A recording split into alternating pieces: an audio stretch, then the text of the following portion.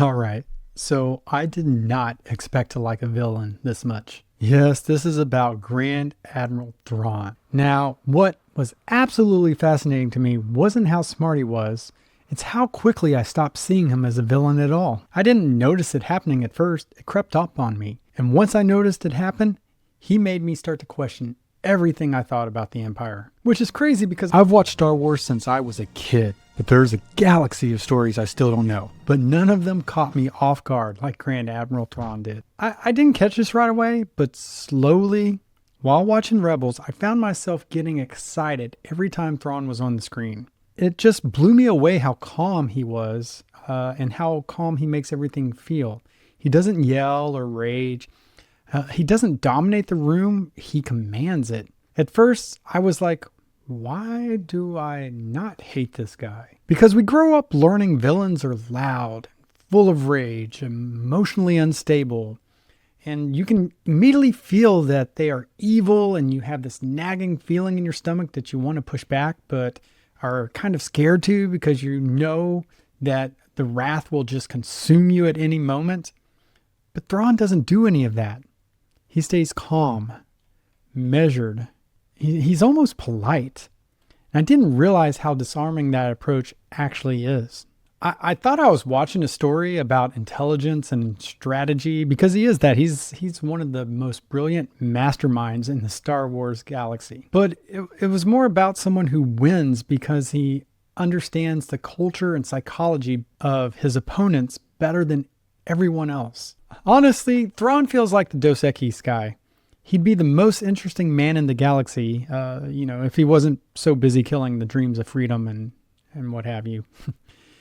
He feels like the kind of guy you'd want in charge when things got messy. The kind of person who doesn't panic and doesn't overreact. And that felt reassuring somehow and almost admirable. And I didn't question it because the intelligence feels natural and it's just neutral.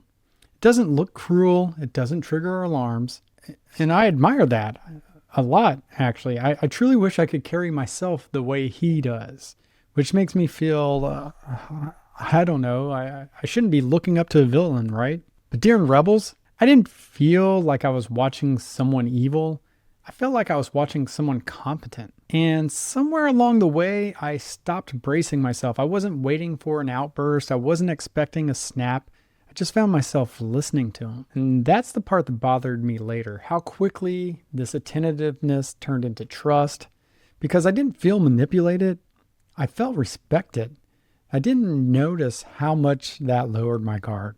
I liked watching him think. I enjoyed the calm. I admired the control. And somewhere in that admiration, resistance just quietly slipped away. I didn't notice when liking him replaced questioning him. And what I missed the first time wasn't what he was doing. It was what he never had to do. He never has to look at the aftermath or sit with the cost of his decisions. He never has to feel the weight directly. And at first I thought that was discipline, but now I'm not so sure. Because there's a difference between restraint and distance. And I don't know where one ends and the other begins. When someone stays calm no matter what happens, it feels like strength. But it also means they never have to absorb what they've ordered. And then, inevitably, he reminded me. Not with rage or spectacle, but with a decision. One that cost people everything while he remains perfectly composed. That was the snapback moment for me. The second I remembered, oh, shit, right, yeah, he's the villain. And what stuck with me wasn't the ruthlessness. It's how late I noticed it. How easily calm slid into permission. How intelligence became a kind of moral cover. I don't know when restraint started to feel like virtue, but I felt it happened in real time. That's when the show stops being about Thrawn for me. Because the trap only works if someone is willing to fall into it. I didn't resist him, I admired him. And I'm not convinced that was an accident. I used to think danger looked chaotic and explosive, and it's very obvious. Now, after watching Thrawn, I'm not so sure. Sometimes it looks organized and polite and reasonable. Sometimes it sounds like someone who never raises their voice. Thrawn doesn't need you to agree with him. He just needs you to stay impressed long enough to stop pushing back. And I still don't know how I feel about how easy it was for me to root for him.